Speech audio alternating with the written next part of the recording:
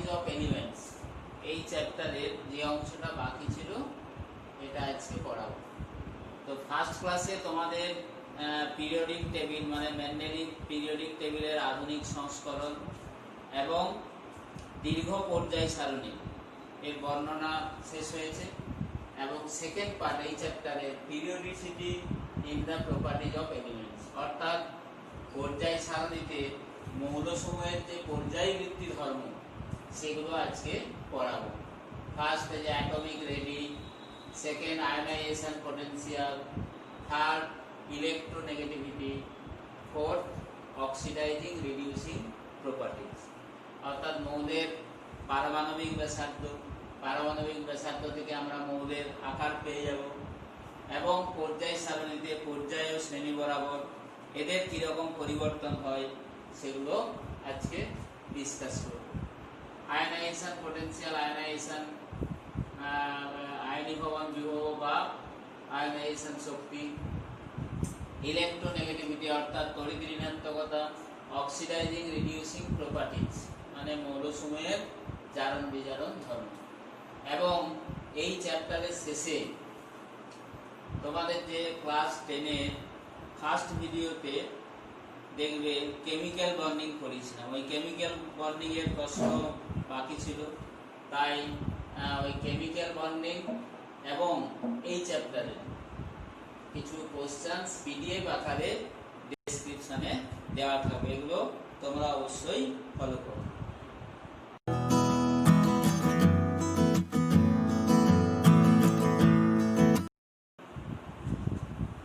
মৌলগুলিকে পর্যায় সারণীতে তাদের ক্রমবর্ধমান পরমাণু ক্রমাঙ্ক অনুসারে সাজালে ওদের ধর্মের যে পর্যায়ক্রমিক পুনরাবৃত্তি ঘটে সেই ঘটনাকে মৌলসমূহের ধর্মের পর্যায়বৃত্ততা অর্থাৎ পিরিয়ডিসিটি ইন প্রপার্টিজ বলা হয়।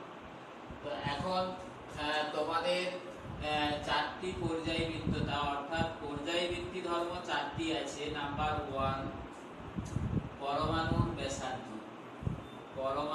ব্যাসার্ধ,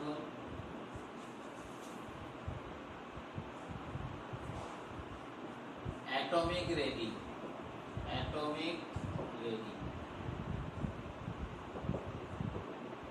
রেডিয়াসের প্লুরাল ফর্ম হচ্ছে রেডি, পরমাণুর ব্যাসার্ধ। এখন পরমাণুর ব্যাসার্ধ বলতে কি বোঝায় না, কোনো পরমাণুর নিউক্লিয়াস থেকে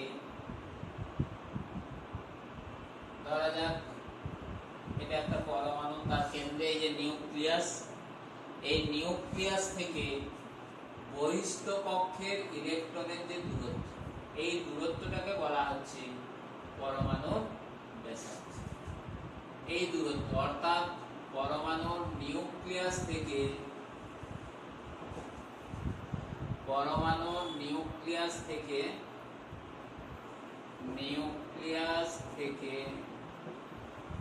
বহিস্থ কক্ষের ইলেকট্রনের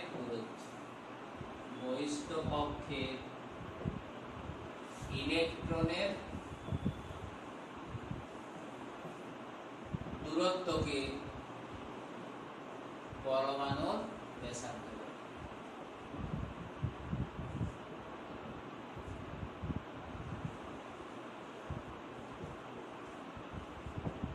এই যে পরমাণুর নিউক্লিয়াস থেকে বহিস্থ কক্ষের ইলেকট্রনের যে দূরত্ব তাকে পরমাণুর ব্যাসার্ধ বলা হয়। অর্থাৎ নিউক্লিয়াস ধনাত্মক চার্জযুক্ত এবং ইলেকট্রন ঋণাত্মক চার্জযুক্ত, ইলেকট্রন হচ্ছে ঋণাত্মক চার্জযুক্ত। তাই এই নিউক্লিয়াস এবং ইলেকট্রনের মধ্যে যে আকর্ষণ বল অর্থাৎ পরমাণুর নিউক্লিয়াস মানে পজিটিভ চার্জযুক্ত এবং ইলেকট্রন ঋণাত্মক চার্জযুক্ত, এই নিউক্লিয়াস এবং ইলেকট্রনের মধ্যে যে আকর্ষণ বল, এই আকর্ষণ বলের উপর পরমাণুর ব্যাসার্ধ নির্ভর করবে। আকর্ষণ বলটা যদি বেশি হয় তাহলে কি হবে, ইলেকট্রন নিউক্লিয়াসের কাছে চলে আসবে, তখন ব্যাসার্ধটা কমে যাবে। এবং ইলেকট্রন এবং নিউক্লিয়াসের মধ্যে আকর্ষণ বল যদি হ্রাস পায় তাহলে ইলেকট্রন একটু দূরে সরে যায়, ফলে পরমাণুর ব্যাসার্ধ বৃদ্ধি পায়। অর্থাৎ এই আকর্ষণ বলের সঙ্গে পরমাণুর ব্যাসার্ধ, আকর্ষণ বলকে যদি আমরা এফ অর্থাৎ এফ না বলে যদি জেড বাই ই দিয়ে প্রকাশ করি, জেড বাই ই, এই আকর্ষণ বলকে আমরা জেড বাই ই দ্বারা প্রকাশ করি। জেড জেড কি না, জেড হচ্ছে পরমাণু ক্রমাঙ্ক, মৌলের পরমাণু ক্রমাঙ্ক, এবং ই হচ্ছে ইলেকট্রন। এবং জেড বাই একত্রে জেড বাই ই এটাকে বলা হচ্ছে ইলেকট্রন প্রতি নিউক্লিয়ার চার্জ, ইলেকট্রন প্রতি নিউক্লিয়ার চার্জ, এটাকে বলা হচ্ছে জেড বাই ই। এবং এই জেড বাই এর সঙ্গে ব্যাসার্ধ হচ্ছে ব্যাসার্ধ, জেড বাই ই রিজাজ 1 বাই r। আর মানে হচ্ছে ব্যাসার্ধ, যে পরমাণুর ব্যাসার্ধ একে r দিয়ে প্রকাশ করছি, পরমাণুর ব্যাসার্ধ থেকে r, তাহলে জেড বাই ই রিজাজ 1 বাই r। এখন এই পরমাণুর ব্যাসার্ধ যদি বৃদ্ধি পায় তাহলে পরমাণু আকারে বড় হবে, আর ব্যাসার্ধ হ্রাস পেলে পরমাণু আকারে ছোট হবে। এখন এই পরমাণুর ব্যাসার্ধ এটি একটি পর্যায় ভিত্তিক ধর্ম, কেননা পর্যায় সারণীতে, এখন আমরা এই পর্যায় সারণীতে অনুভূমিক সারি বরাবর অর্থাৎ পর্যায় বরাবর মানে বাম দিক থেকে ডান দিকে এবং শ্রেণী বরাবর অর্থাৎ উপর থেকে নিচের দিকে অগ্রসর হলে পরমাণুর ব্যাসার্ধ এই যে r ক্রমশ হ্রাস পায়, এবং শ্রেণীর উপর থেকে নিচের দিকে গেলে ক্রমশ বৃদ্ধি পায়। তাহলে এখানে পর্যায় বরাবর ক্রমশ হ্রাস এবং শ্রেণী বরাবর ক্রমশ বৃদ্ধি। এটার এখন কারণটা আমাদের একটু পড়তে হবে, ব্যাসার্ধ যে হ্রাস বৃদ্ধির কারণ, এটা হলো ফলাফল পর্যায় বরাবর, অর্থাৎ পর্যায় বরাবর ব্যাসার্ধ হ্রাস পায়, ব্যাসার্ধকে r দিয়ে প্রকাশ করেছি, ব্যাসার্ধকে r দিয়ে r ক্রমশ হ্রাস, এবং শ্রেণী বরাবর মানে উপর থেকে নিচে, এবং পর্যায় বরাবর মানে লেফট টু রাইট, পর্যায় বরাবর মানে সবসময় লেফট টু রাইট, আর এটা এখন দেখো এই কারণটা আমরা আসছি, কারণ কেন এরকম ঘটে না, কারণটা হলো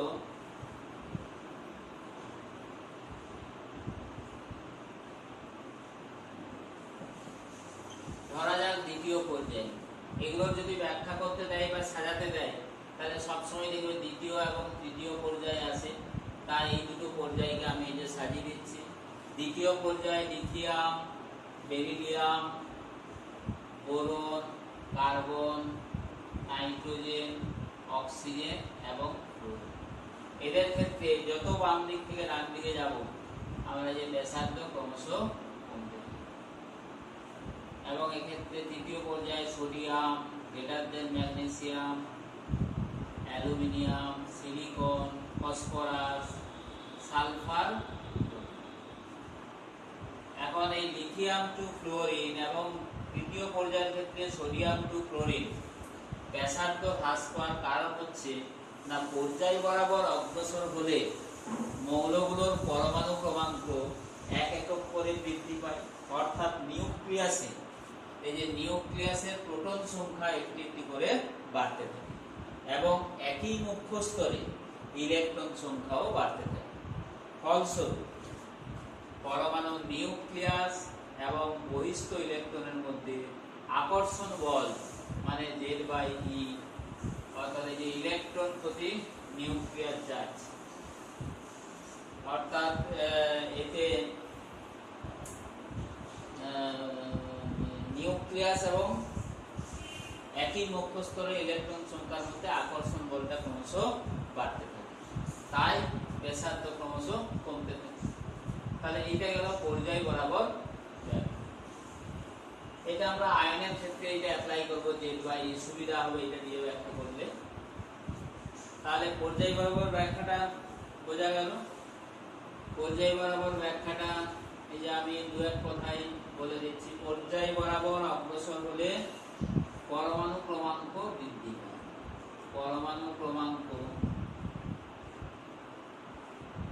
বৃদ্ধি পায়, এটা পর্যায় বরাবর বুঝছি। পর্যায় পরমাণু ক্রমাঙ্ক বৃদ্ধি পায় এবং একই মুখ্য স্তরে ইলেকট্রন সংখ্যাও বৃদ্ধি পায়। ইলেকট্রন সংখ্যাও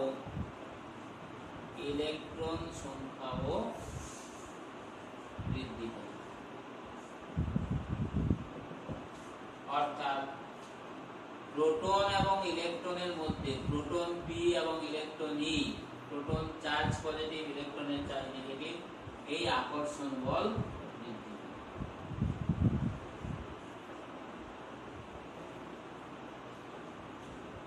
এটি হচ্ছে কারণ। তাই পর্যায় বরাবর অগ্রসর হলে ব্যাসার্ধ হ্রাস। এবার আসছে শ্রেণী বরাবর। শ্রেণী বরাবর হচ্ছে আমাদের শ্রেণী বরাবর কারণটা হচ্ছে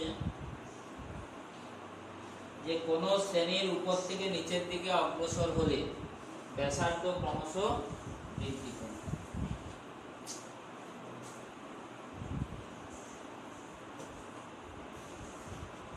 কোন শ্রেণীর উপর থেকে নিচের দিকে অগ্রসর হলে ব্যাসার্ধ ক্রমশ বৃদ্ধি পায়। আচ্ছা, ব্যাসার্ধ পরমাণু কি এটা বলা হলো, পর্যায় বরাবর ব্যাখ্যাটাও হলো। এবার আসছে শ্রেণী বরাবর।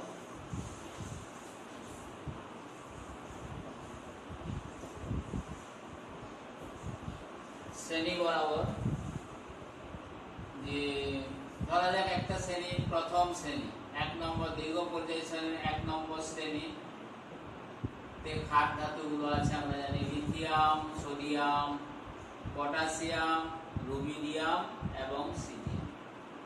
তো শ্রেণীর উপর থেকে নিচের দিকে সবসময় ব্যাসার্ধ বাড়ে, কারণ এক্ষেত্রে এই যে শ্রেণী বরাবর এক কক্ষ সংখ্যা বৃদ্ধি পায়।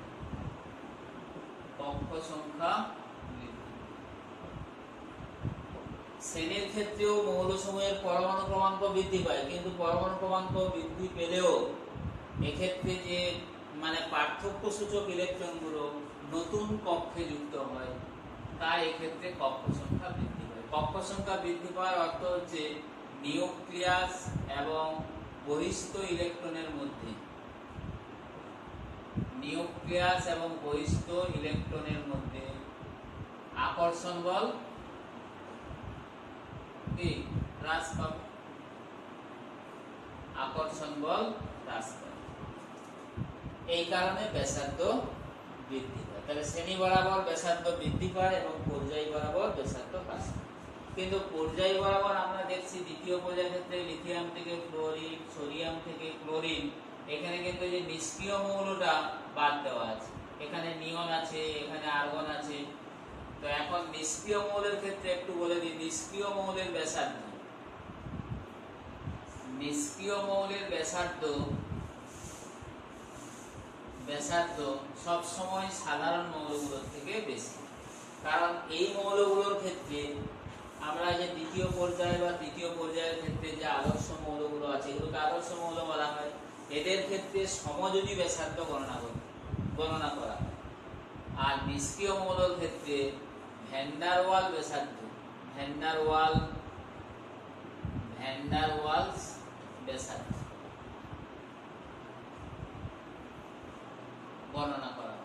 কারণ সমযোজী ব্যাসার্ধ এক্ষেত্রে অণুর ক্ষেত্রে প্রযোজ্য, কারণ যাদের ক্ষেত্রে তোমার সমযোজী বন্ধন গঠিত হয় তাদের ক্ষেত্রেই সমযোজী ব্যাসার্ধ। কিন্তু নিষ্ক্রিয় মৌলগুলো যেহেতু এক পরমাণু, এরা সমযোজী বন্ধন গঠন করতে পারে না, তাই এদের ক্ষেত্রে ভ্যান ডার ওয়ালস ব্যাসার্ধ গণনা করা হয় এবং ভ্যান ডার ওয়াল ব্যাসার্ধের মান সব সময় সমযোজী ব্যাসার্ধের তুলনায় বেশি। এখন এখানে তোমাদের ব্যাসার্ধের শ্রেণীবিভাগটা সিলেবাসে না থাকলেও আমি ব্যাসার্ধ, পরমাণুর ব্যাসার্ধ বলতে তিনটে ভাগ আছে, একটু নামগুলো বলে দিচ্ছি। দেখো, প্রথমে সমযোজী ব্যাসার্ধ, সমযোজী ব্যাসার্ধ, 2 ধাতব ব্যাসার্ধ এবং 3 ভ্যান ডার ওয়ালস ব্যাসার্ধ। ভ্যান ডার ওয়ালস ব্যাসার্ধ। এখন এদের ক্রমটা হচ্ছে ভ্যান ডার ওয়ালস ব্যাসার্ধ, ব্যাসার্ধগুলোর ক্রম van der Waals greater than ধাতব ব্যাসার্ধ, ভ্যান ডার ওয়ালস ব্যাসার্ধ গ্রেটার দেন ধাতব ব্যাসার্ধ গ্রেটার দেন সমযোজী ব্যাসার্ধ। অর্থাৎ সমযোজী ব্যাসার্ধের মান সব থেকে কম। তার কারণ হচ্ছে সমযোজী ব্যাসার্ধের ক্ষেত্রে এই যে সমযোজী বন্ধন গঠিত হয়, কিভাবে গঠিত হয়, যেটা তোমাদের ক্লাস 10 এর সিলেবাসের অন্তর্ভুক্ত নয়, যে দুটো পরমাণু পারমাণবিক কক্ষকে অভিলেপনের ফলে সমযোজী বন্ধন গঠিত হয়। মানে পারমাণবিক কক্ষ, অভিলেপন, এইগুলো তোমরা একাদশ শ্রেণীতে পড়বে। জাস্ট এটা টাচ করে রাখলাম যে পারমাণবিক কক্ষকে অভিলেপনের ফলে সমযোজী বন্ধন গঠিত হয় বলে এই ব্যাসার্ধের মানটা সবচেয়ে কম। তাহলে দ্বিতীয় পর্যায় বা তৃতীয় পর্যায়ের ক্ষেত্রে আমরা যদি যখন নিষ্ক্রিয় মৌলে পৌঁছাবো তখন কিন্তু ব্যাসার্ধটা বেড়ে যাবে। তাহলে নিষ্ক্রিয় মৌলগুলোকে যদি আমরা ইনক্লুড করি তাহলে কিন্তু সমযোজী ব্যাসার্ধের ক্রমটা এই যে দ্বিতীয় পর্যায়ের ক্ষেত্রে আমরা দেখছি lithium less than beryllium, boron, carbon, nitrogen, oxygen, fluorine, এইখানে কিন্তু গ্রেটার দেন নিয়ন হয়ে যাবে। ফ্লোরিন,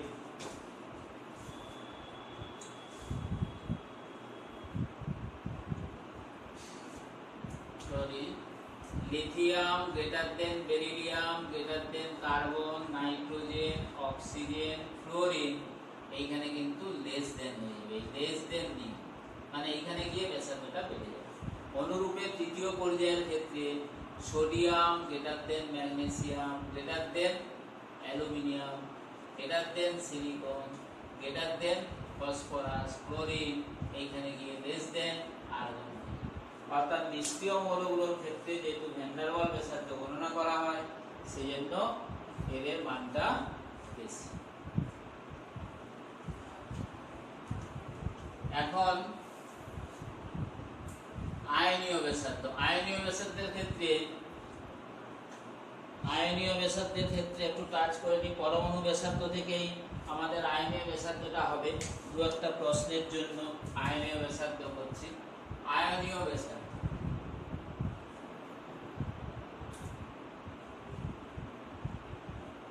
আয়নিক রেডিয়াস, আয়নের ব্যাসার্ধকে আমরা বলবো আয়নীয় ব্যাসার্ধ। একইভাবে নিউক্লিয়াস থেকে বহিস্থ ইলেকট্রনের দূরত্বকে বলবো আয়নীয় ব্যাসার্ধ।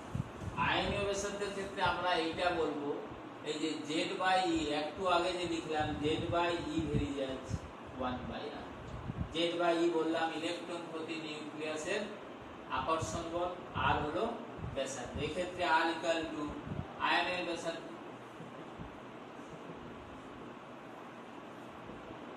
আর Z/E ইকুয়াল টু ইলেকট্রন প্রতি নিউক্লিয়াসের আকর্ষণ। ইলেকট্রন প্রতি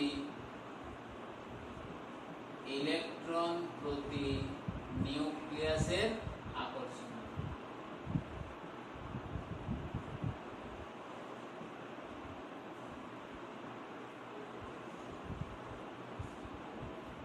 এখন পরমাণু থেকে ক্যাটায়ন এবং অ্যানায়ন উভয়ই তৈরি হয়। যেমন এই যে পরমাণু থেকে যদি ইলেকট্রন বেরিয়ে যায়, পরমাণু থেকে ইলেকট্রন বেরিয়ে গেলে ইলেকট্রন বর্জন, তাহলে উৎপন্ন হয় কি ক্যাটায়ন।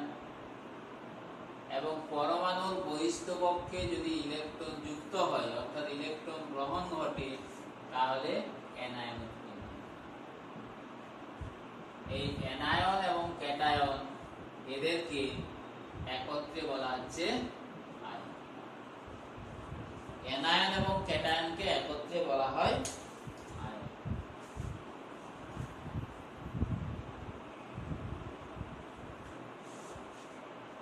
এখন এদের একই সংখ্যক মানে সমসংখ্যক ইলেকট্রন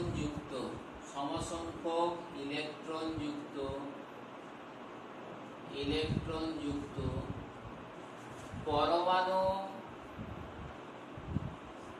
ও আয়নের ব্যাসার্ধের ক্রম সবসময় অ্যানায়ন গ্রেটার দেন পরমাণু গ্রেটার দেন ক্যাটায়ন।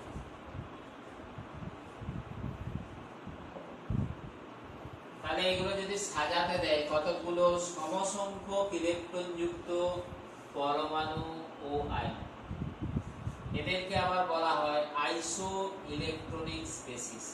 এই সমসংখ্যক ইলেকট্রন যুক্ত পরমাণু ও আয়ন এদেরকে বলা হচ্ছে আইসো ইলেকট্রনিক স্পেসিস।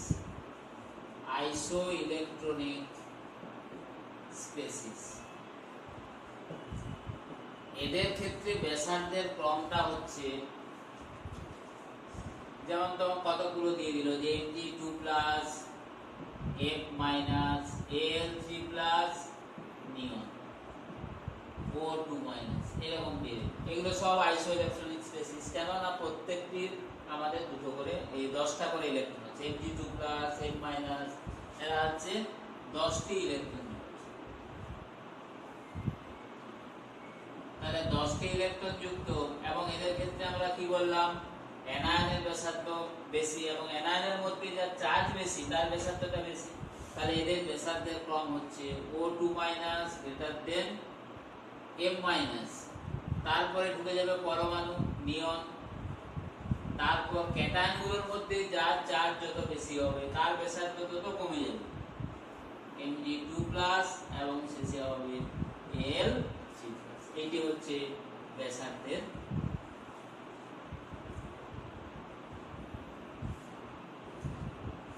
এখন ক্যাটায়নের ক্ষেত্রে ব্যাসার্ধটা কমে যাচ্ছে কেন না, পরমাণু থেকে যখন ইলেকট্রন বেরিয়ে যায় তখন ইলেকট্রন বহিস্থ কক্ষ থেকে বেরিয়ে যায়, ফলে প্রোটন সংখ্যা বেড়ে যায়, অর্থাৎ Z/E মানে যে ইলেকট্রন প্রতি নিউক্লিয়ার চার্জ এর ক্ষেত্রে বেশি হয় ক্যাটায়নের ক্ষেত্রে, তাই ক্যাটায়নের ব্যাসার্ধটা কম। আর অ্যানায়নের ক্ষেত্রে কি হয়, Z/E এর মানটা কমে যায়, তখন প্রোটন ফিক্সড থাকে কিন্তু ইটা বেশি হয়ে যায়, তাই Z/E এর মানটা কম হয়, এই জন্য ব্যাসার্ধটা বৃদ্ধি পায়। এটাই হচ্ছে অ্যানায়ন এবং ক্যাটায়নের মধ্যে ব্যাসার্ধের ক্রমের কারণ। এখন যদি বলি একটা কোশ্চেন একটা নোট করো, যে ইম্পর্টেন্ট কোশ্চেন, K প্লাস ও Cl মাইনাস এদের ইলেকট্রন সংখ্যা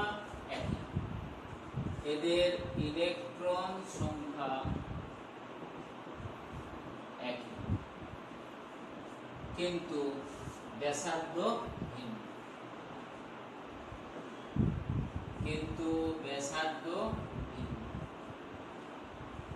ব্যাখ্যা করে এরকম দিয়ে দিল প্রশ্ন। তাহলে এটার উত্তর কি হবে, আমরা এই Z/E দিয়ে ব্যাখ্যাটা করে নিতে পারবো। এই Z/E দিয়ে না K প্লাস এবং Cl মাইনাস, এই যে K প্লাসের ক্ষেত্রে এগুলো হচ্ছে আয়ন, এই ছকে করে দিলাম আয়ন, এটা হচ্ছে Z/E। পটাশিয়াম K প্লাসের ক্ষেত্রে Z/E কত না, Z হচ্ছে পরমাণু ক্রমাঙ্ক, পটাশিয়ামের কত 19, আর ইলেকট্রন K প্লাস মানে একটা বেরিয়ে গেছে 19/18, আর Cl মাইনাস এর ক্ষেত্রে ক্লোরিনের পরমাণু কত 17/18। তাহলে এই মানটা দেখা যাচ্ছে যা একের থেকে অর্থাৎ গ্রেটার দেন 1, এটা লেস দেন 1, অর্থাৎ K প্লাসের ক্ষেত্রে যেহেতু Z/E এর মান বেশি, তাই ইলেকট্রন প্রতি নিউক্লিয়ার চার্জ বেশি, অর্থাৎ এর ব্যাসার্ধটা কম। জেড বাই বেশি, তাই ব্যাসার্ধ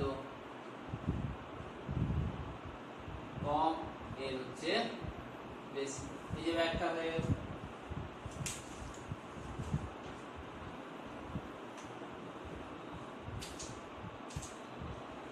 এখন আসছে পর্যায়বৃত্তি ধর্ম 2, মানে আয়নীভবন বিভব বা আয়নাইজেশন শক্তি। নাম্বার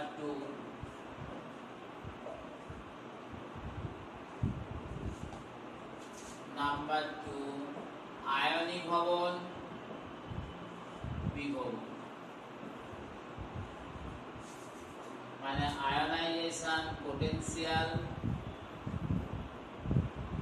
और आयनाइजेशन पोटेंशियल और आयनाइजेशन एनर्जी।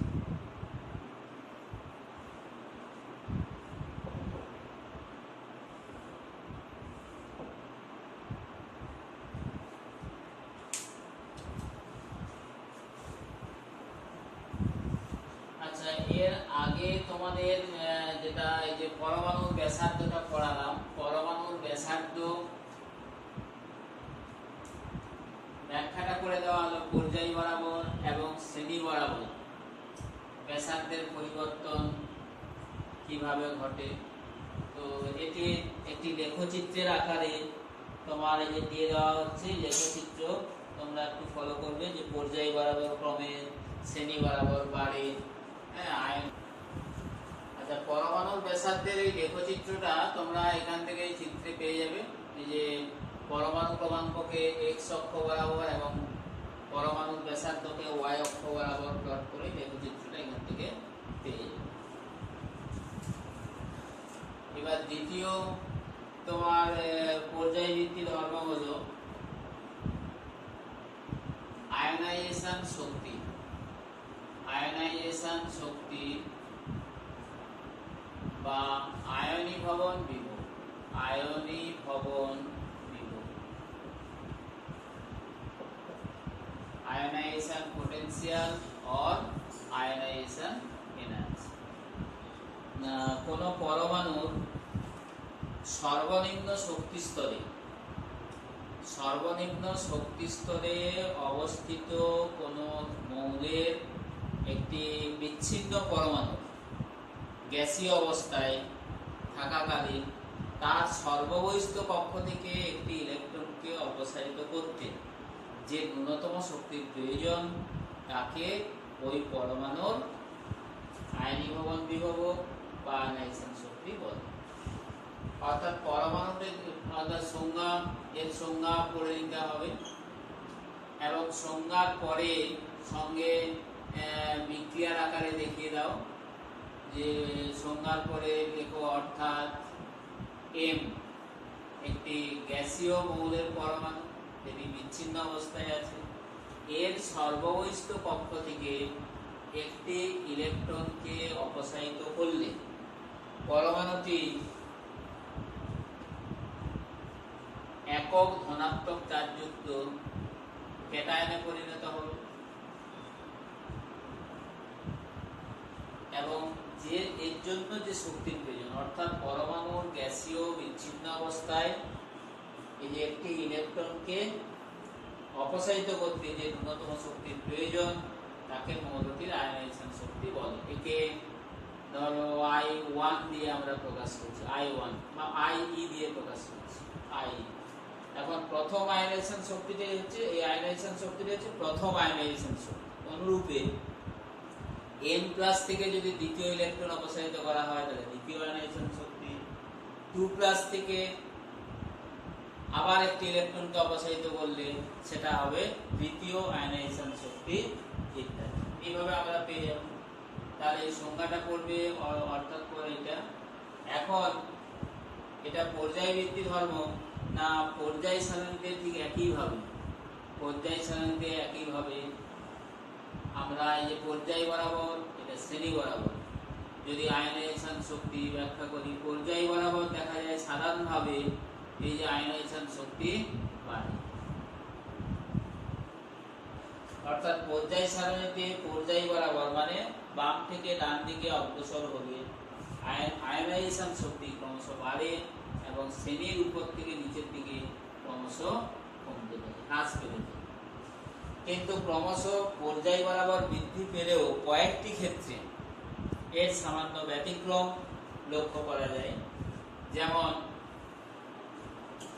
কয়েকটি ক্ষেত্রে ব্যতিক্রম লক্ষ্য করা যায়, যেমন এই যে দ্বিতীয় পর্যায়টাকে যদি আমরা আলোচনা করি, দ্বিতীয় পর্যায়টিকে যদি আলোচনা করি, দ্বিতীয় পর্যায়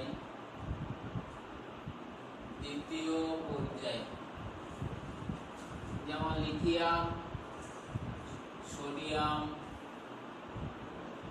দ্বিতীয় পর্যায় শ্রেণী নয় পর্যায়ে যদি lithium, beryllium, boron, carbon, nitrogen, oxygen, fluorine এবং নীল। এক্ষেত্রে নিষ্ক্রিয় মৌলগুলোর ব্যাসার্ধ আয়নাইজেশন শক্তি কিন্তু সব থেকে বেশি হবে। কেন? এদের সুস্থিত ইলেকট্রন বিন্যাস, হিলিয়াম ছাড়া প্রত্যেকের ইলেকট্রন বিন্যাস কি 2-8, বহিস্থ কক্ষে ইলেকট্রন বিন্যাস 8, মানে বহিস্থ কক্ষে 8টি ইলেকট্রন থাকে। সেই কারণে এটি অত্যন্ত সুস্থিত, তাই এর ইলেকট্রনকে অপসারিত করতে প্রচুর শক্তি দরকার। এই জন্য এদের আয়নীভবন বিভবের মানটা বেশি। এখন আমরা বলছি পর্যায় বরাবর ক্রমশ বৃদ্ধি, মানে লিথিয়াম থেকে বেরিলিয়াম, বেরিলিয়াম থেকে বোরন, বোরন থেকে কার্বন, নাইট্রোজেন, অক্সিজেন, ফ্লোরিন, নীল, মানে এটা হওয়া উচিত। আয়নীভবন বিভবের ক্রম মানে এগুলো হচ্ছে আইই এর ক্রম, আইই এর ক্রম এরকম হওয়া উচিত। কিন্তু প্রকৃত ক্রম হচ্ছে আমাদের দেখব এই যে বেরিলিয়াম, বোরন, নাইট্রোজেন, অক্সিজেনের সামান্য ব্যতিক্রম দেখা যায়। কিন্তু প্রকৃত ক্রম হলো lithium less than boron less than beryllium, মানে এইখানটাতে দেখা যায় বোরনের থেকে বেরিলিয়ামের বেশি, কার্বন, তারপর অক্সিজেন আর নাইট্রোজেন, অক্সিজেনের থেকে দেখা যায় নাইট্রোজেনের বেশি, ফ্লোরিন। এখন এটা ইলেকট্রন বিন্যাস থেকে ব্যাখ্যা করা যায়। বেরিলিয়ামের কত? বেরিলিয়ামের পরমাণু ক্রমাঙ্ক কত? 4, পরমাণু ক্রমাঙ্ক 4, বোরনের 5, মানে 4 হচ্ছে 2, কিন্তু এক্ষেত্রে হচ্ছে 2, 3। তাহলে এর সর্ববহিস্থ কক্ষে দুটো ইলেকট্রন, মানে এটা সম্পূর্ণ ভর্তি থাকার জন্য সুস্থিত। কিন্তু এক্ষেত্রে বোরনের ক্ষেত্রে বাইরে বহিস্থ কক্ষে 3টে ইলেকট্রন আছে, এটা অর্ধপূর্ণ বা সুস্থিত সম্পূর্ণ কোনোটাই নয়। সেই কারণে তবে সব থেকে ভালো হচ্ছে এটা যদি একটু ইলেকট্রন বিন্যাসটা করা যায়, যে 2 তো 4, মানে যে 1s2 2s2, এটা হচ্ছে ইলেকট্রন বিন্যাস। এর ইলেকট্রন বিন্যাস হচ্ছে 1s2 2s2 2p1, এটা হচ্ছে বহিস্থ ইলেকট্রন বিন্যাস। এর বহিস্থ ইলেকট্রন বিন্যাস 2s2। এখন s কক্ষকের মধ্যে বা s উপকক্ষে দুটো ইলেকট্রন থাকে, দুটোই আছে, তাই এটা সম্পূর্ণ খুব সুস্থিত। কিন্তু এক্ষেত্রে দেখা যাচ্ছে p কক্ষকে 6টি ইলেকট্রন থাকে, কিন্তু এক্ষেত্রে আছে কটা? একটা, তাই এটা অর্ধপূর্ণ বা সম্পূর্ণ কোনোটাই নয়। তাহলে এর ইলেকট্রন বিন্যাস যেহেতু সুস্থিত, ইলেকট্রন বিন্যাস সুস্থিত, তাই বেরিলিয়াম থেকে ইলেকট্রন অপসারিত করতে শক্তি বেশি লাগে। অনুরূপ কারণে নাইট্রোজেন এবং অক্সিজেন, নাইট্রোজেনের কত? পরমাণু ক্রমাঙ্ক 7, অক্সিজেনের কত? 8। তাহলে এর হচ্ছে 1s2 2s2 2p3। এই যে এর পি কক্ষকটি কি অর্ধপূর্ণ, এটা যেমন সম্পূর্ণ কক্ষক, এটা হচ্ছে অর্ধপূর্ণ কক্ষক। আর অক্সিজেনের ক্ষেত্রে 1s2 2s2 2p4, তাই এটা সম্পূর্ণ বা অর্ধপূর্ণ। অক্সিজেনের ক্ষেত্রে কোনোটাই নয়। এই কারণে নাইট্রোজেন অক্সিজেন অপেক্ষা এবং বেরিলিয়ামের বোরন অপেক্ষা আয়নাইজেশন শক্তি বেশি। এটাকে আমরা একটা চিত্রের আকারে এই যে লেখচিত্র 2,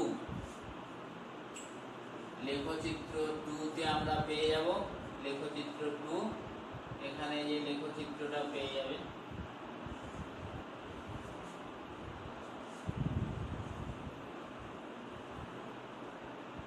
লেখচিত্রটা পেয়ে যাবে এখানে। লেখচিত্র 2 মানে y অক্ষ বরাবর, এই y অক্ষ বরাবর আমাদের আয়নাইজেশন শক্তি আর x অক্ষ বরাবর পরমাণু ক্রমাঙ্ক। পরমাণু ক্রমাঙ্ক x অক্ষ বরাবর, এদিকে হচ্ছে আয়নাইজেশন শক্তি I। তো আয়নাইজেশন শক্তিকে শক্তির এককে আমরা প্রকাশ করব কিলোজুল, কিলোজুল মোল ইনভার্স, ইউনিটটা দিয়ে দেবো কিলোজুল মোল ইনভার্স। তাহলে এখানে লেখচিত্রটা পেয়ে যাচ্ছ পর্যায় বরাবর। যেমন ধরো যে দ্বিতীয় পর্যায়ে এখানে সমস্ত মৌলগুলোকে, প্রায় সমস্ত মৌল মানে সপ্তম পর্যায়ের এই যে ফ্রান্সিয়াম পর্যন্ত সমস্ত মৌলকে এই আয়নাইজেশন শক্তি বনাম পরমাণু ক্রমাঙ্ক লেখচিত্রের আকারে প্রকাশ করা আছে। এরপরে আসছি তড়িৎ ঋণাত্মকতা।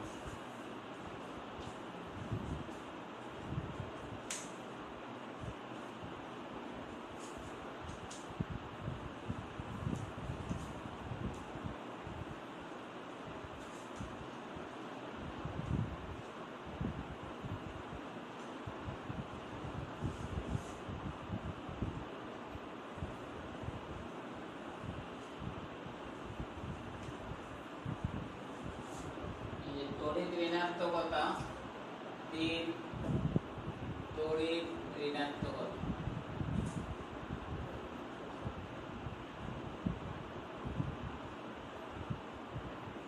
Electronegativity, electronegativity.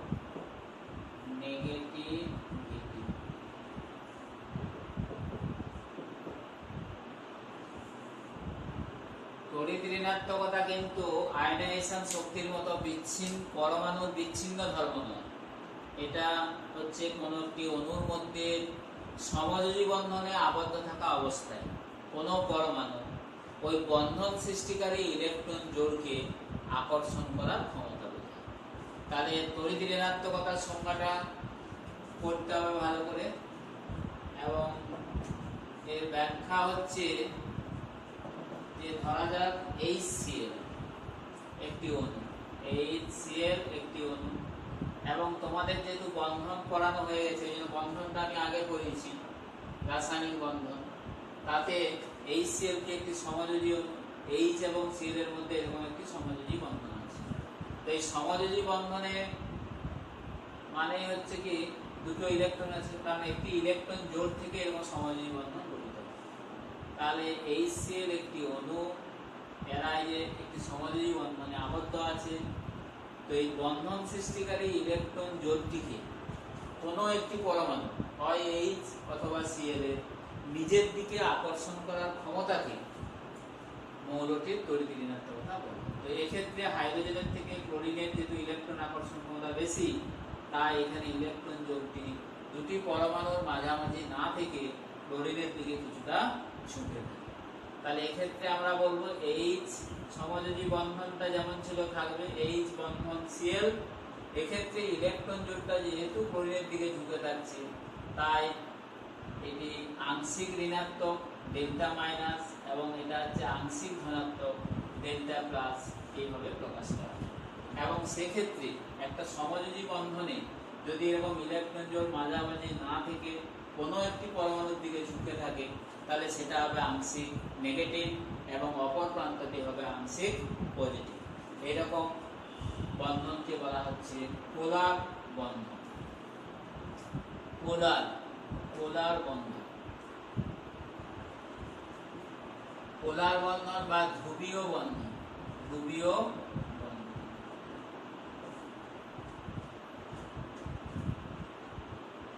এটিও একটি পর্যায়ভিত্তিক ধর্ম। কেননা এই যে পর্যায় বরাবর এবং শ্রেণী বরাবর আমরা যদি অগ্রসর হই তাহলে একে সংক্ষেপে এর দ্বারা প্রকাশ করা হয়। পর্যায় বরাবর যে বাম থেকে ডান দিকে তড়িৎ ঋণাত্মকতা ক্রমশ বৃদ্ধি পায় এবং শ্রেণী বরাবর ক্রমশ হ্রাস পায়। তাই এটি একটি পর্যায়ভিত্তিক ধর্ম। এই তড়িৎ ঋণাত্মকতা এবং বনাম পরমাণু ক্রমাঙ্কের লেখচিত্র এখানে চিত্রে এই যে দিয়ে দেওয়া হলো। লেখচিত্র তোমার এই যে লেখচিত্র 3 তালে এখানে লেখচিত্রটা এই যে দিয়ে দিলাম, লেখচিত্র 3।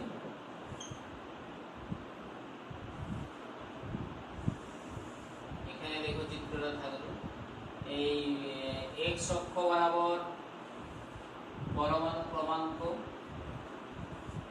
এবং y অক্ষ বরাবর তড়িৎ ঋণাত্মকতা En যদি প্রকাশ করা হয় তাহলে পর্যায় এবং শ্রেণী বরাবর যে পরিবর্তন এটি লেখচিত্রে দেখিয়ে দেওয়া। এখন যদি আমরা মৌলগুলোকে সাজাই, যেমন দ্বিতীয় পর্যায়ের মৌলগুলোকে যদি সাজাই তাহলে দেখব যে এক্ষেত্রে পর্যায় বরাবর যেমন লিথিয়াম থেকে এদিকে ক্রমশ বাড়বে, lithium less than beryllium less than boron, carbon, nitrogen, oxygen, এক্ষেত্রে অবশ্য কোনো ব্যতিক্রম নেই। কিন্তু নিষ্ক্রিয় মৌলগুলো তড়িৎ ঋণাত্মকতা 0। নিষ্ক্রিয় মৌলগুলো তড়িৎ ঋণাত্মকতা 0। তাহলে এক্ষেত্রে শ্রেণী বরাবর আবার বাড়বে। একটা শ্রেণী যদি আলোচনা করি আমরা, শ্রেণী ধরা যাক এই যে 17 নম্বর শ্রেণী আলোচনা করছি। 17 নম্বর শ্রেণী ক্লোরিন, ব্রোমিন, আয়োডিন, আর কি আছে অ্যাস্টাটিন। তাহলে এদের ক্ষেত্রে তড়িৎ ঋণাত্মকতার মান এই যে ক্রমশ কমবে, তড়িৎ ঋণাত্মকতার মান ক্রমশ কমে যাবে।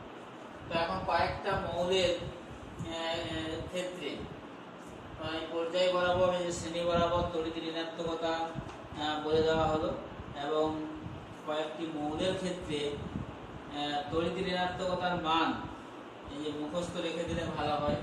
এখানে আমি লিখে দিচ্ছি তড়িৎ ঋণাত্মকতা কয়েকটি মৌলের ক্ষেত্রে, বেশি নয় কয়েকটি মৌলের ক্ষেত্রে মুখস্থ লিখতে তাহলে সুবিধা হবে আমাদের। যেমন আচ্ছা এক্ষেত্রে আরেকটা জিনিস জানতে হবে, তাহলে এই যে পর্যায় বরাবর তো বাড়ছে, তাহলে ফ্লোরিনের সর্বোচ্চ তড়িৎ ঋণাত্মক শর্ট কোশ্চেনও আছে, সর্বোচ্চ তড়িৎ ঋণাত্মকতা সম্পন্ন মৌল, ঋণাত্মকতা সম্পন্ন মৌল হলো ফ্লোরিন। এর তড়িৎ ঋণাত্মকতার মানটা হচ্ছে 4। পাউলিং স্কেলে এর মানটা হলো 4 এবং সর্বনিম্ন তড়িৎ ঋণাত্মকতা সম্পন্ন মৌল হলো সিজিয়াম বা ফ্রান্সিয়াম। এর মান হচ্ছে 0.7। তড়িৎ ঋণাত্মকতার মান হলো 0.7। তাহলে সর্বোচ্চ ফ্লোরিন 4 এবং সর্বনিম্ন মৌল হচ্ছে সিজিয়াম বা ফ্রান্সিয়াম। আচ্ছা এতে আর নিষ্ক্রিয় মৌলগুলোর ক্ষেত্রে বলছি যেহেতু এদের সমযোজী বন্ধন গঠনের প্রবণতা নেই তাই এদের তড়িৎ ঋণাত্মকতা 0। আর নিষ্ক্রিয় মৌলগুলোর ক্ষেত্রে আয়নাইজেশন বিভব কি সবথেকে বলেছি বেশি। তাহলে এক্ষেত্রে একটা প্রশ্ন আসে যে সর্বোচ্চ কোন মৌলের আয়নাইজেশন শক্তি সর্বোচ্চ। উত্তর তাহলে আমাদের কি হবে, হিলিয়াম। হিলিয়ামের, কারণ শ্রেণীর উপর থেকে নিচের দিকে কমে, পর্যায় বরাবর বাড়ে, তাহলে হিলিয়ামের আয়নাইজেশন শক্তি আই সর্বোচ্চ। মান মুখস্থ করতে হবে না, খালি সর্বোচ্চ হিলিয়াম। তাহলে এক্ষেত্রেও সর্বনিম্ন কার হবে না, আমরা কি দেখছি যে শ্রেণী বরাবর মানগুলো তো কমছে, শ্রেণী বরাবর মানগুলো যেহেতু কমছে তাহলে এক্ষেত্রেও সর্বনিম্ন হবে মানে সিজিয়াম বা ফ্রান্সিয়াম। এর আয়নাইজেশন এনার্জি সর্বনিম্ন। আচ্ছা আর একটি প্রপার্টি আছে, তাহলে আমাদের চ্যাপ্টার শেষ হবে এবং আজকের ক্লাসটাও শেষ হবে। জারণ বিজারণ ধর্ম। জারণ বিজারণ ধর্ম, জারণ বিজারণ ধর্ম, জারণ বিজারণ ধর্ম। Oxidising reducing properties. জারণ ধর্ম অর্থাৎ এখানে আমরা ফার্স্ট জানবো জারক দ্রব্য, অক্সিডাইজিং এজেন্ট, এবং বিজারক দ্রব্য, রিডিউসিং এজেন্ট। জারক দ্রব্য মানে হচ্ছে কি ইলেকট্রন গ্রহীতা, ইলেকট্রন গ্রহীতা। বিজারক দ্রব্য হচ্ছে ইলেকট্রন দাতা। তাহলে যে সমস্ত মৌলের পরমাণু ইলেকট্রন গ্রহণের ক্ষমতা রয়েছে তাদেরকে বলা হচ্ছে জারক দ্রব্য। জারণ ধর্ম অর্থাৎ জারক দ্রব্য, আর বিজারক দ্রব্য মানে যারা ইলেকট্রন বর্জন। তাহলে এটি একটি পর্যায়বৃত্তি ধর্ম। কেন না, যদি আমরা এই যে পর্যায় বরাবর অগ্রসর হই, পর্যায় বরাবর অর্থাৎ বাম দিক থেকে ডান দিকে মানে অনুভূমিক সারি বরাবর, শ্রেণী বরাবর মানে উপর থেকে নিচের দিকে মানে উল্লম্ব সারি বরাবর যদি অগ্রসর হই, তাহলে মৌলসমূহের জারণ ধর্ম কি হবে না ক্রমশ বৃদ্ধি। ওই যে তড়িৎ ঋণাত্মকতা কি হচ্ছে, পর্যায় বরাবর বাম থেকে ডান দিকে তড়িৎ ঋণাত্মকতা যেহেতু বাড়ছে, তড়িৎ ঋণাত্মকতা মানে ইলেকট্রনের প্রতি আকর্ষণ ক্ষমতা ক্রমশ বৃদ্ধি পায়। তাই জারণ ধর্ম অর্থাৎ জারণ ক্ষমতা বৃদ্ধি পাবে এবং শ্রেণী বরাবর হ্রাস পাবে। আর বিজারণ ধর্ম এর ঠিক উল্টোটা, বিজারণ ধর্ম উল্টো হবে, পর্যায় বরাবর কি হবে হ্রাস পাবে এবং শ্রেণী বরাবর ক্রমশ বৃদ্ধি পাবে। এবং এই জারণ ধর্ম বিজারণ ধর্ম এর সঙ্গে ধাতব এবং অধাতব ধর্মেরও একটা লিঙ্ক রয়েছে। মৌলগুলির ধাতব ধর্ম বৃদ্ধি পাওয়ার সঙ্গে সঙ্গে তার বিজারণ ধর্ম বাড়বে এবং অধাতব ধর্ম বৃদ্ধি পাওয়ার সঙ্গে সঙ্গে জারণ ধর্ম বাড়বে। তাহলে এক্ষেত্রে আমরা যদি ধাতব এবং অধাতব ধর্মটা একটু জেনে নিই তাহলে আমাদের সুবিধা। ধাতব এবং অধাতব ধর্ম 5, এই যে ধাতব অধাতব ধর্ম। একইভাবে পর্যায় সারণীতে এই যে পর্যায় বরাবর মানে লেফট টু রাইট, এখানে আমাদের অধাতব ধর্ম বৃদ্ধি পায়, অধাতব ধর্ম ক্রমশ বাড়ে। এবং শ্রেণী বরাবর মানে উপর থেকে নিচে ধাতব ধর্ম ক্রমশ বাড়ে, ধাতব ধর্ম।